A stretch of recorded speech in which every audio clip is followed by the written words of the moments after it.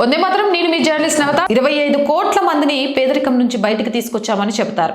అయితే ఇంకా ఉచిత రేషన్ ఎందుకు అంటూ ప్రతిపక్షం చేస్తున్న విమర్శలకు ప్రధాని నరేంద్ర మోదీ ఇచ్చిన వివరణ స్పష్టమైనది, ఆలోచింపజేసేది.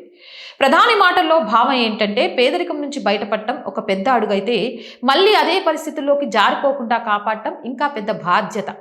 కోలుకుంటున్న రోగికి డాక్టర్ కొంతకాలం ప్రత్యేక ఆహారం, మందులు సూచించినట్లే ఆర్థికంగా కాస్త బలపడుతున్న కుటుంబాలకు ఉచిత రేషన్ ఒక భద్రతా వలగా పనిచేస్తోంది.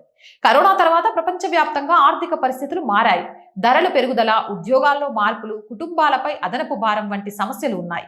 ఇలాంటి సమయంలో ఆహార భద్రతను కల్పించడం ద్వారా ప్రభుత్వం 2 ముఖ్యమైన లక్ష్యాలను సాధించాలని చూస్తోంది.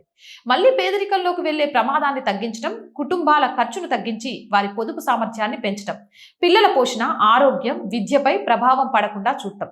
ఇది కేవలం ఫ్రీబీ కాదు అని ప్రభుత్వం చెప్పే వాదన. సంక్షోభ సమయంలో సహాయం చేసి స్థిరమైన జీవనానికి మార్గం చూపే ఒక సామాజిక భద్రతా విధానమని వారు వివరిస్తున్నారు.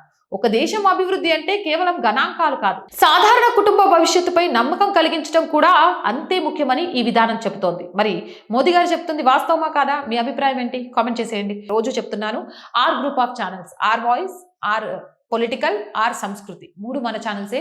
So please subscribe our channels. Content బాగుంది అనిపిస్తే లైక్ చేయండి, షేర్ చేయండి. అలాగే ఆర్ వాయిస్ కి ఆర్థికంగా చేయుతగా నిలవండి. చేయుతగా నిలవాలి అంటే సబ్స్క్రిప్షన్ పక్కనే జాయిన్ అనే బటన్ ఉంటుంది. 1 to 5 లెవెల్స్ ఉంటాయి. ఏదో ఒక లెవెల్లో సపోర్ట్ చేయండి. లేదా స్క్రీన్ మీద గూగుల్ పే, ఫోన్ పేతో పాటు అకౌంట్ డీటెయిల్స్ ఉంటాయి. మీకు తోచిన సహాయాన్ని అందించవచ్చు. వ్యాపార ప్రకటనల కోసం 8328500576 నెంబర్ని సంప్రదించండి. జై హింద్, జై భారత్.